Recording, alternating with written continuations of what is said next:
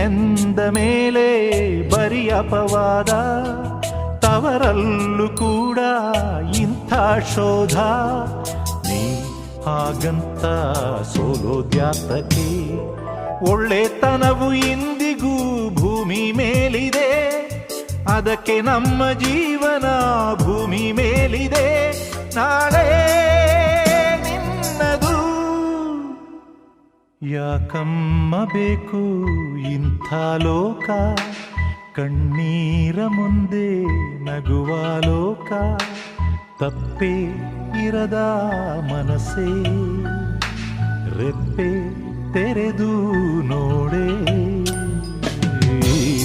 ಸಂದೇಹ ಎಲ್ಲಿ ತನಕ, ನೀನಾಗಿ ನಿಲ್ಲೋ ತನಕ.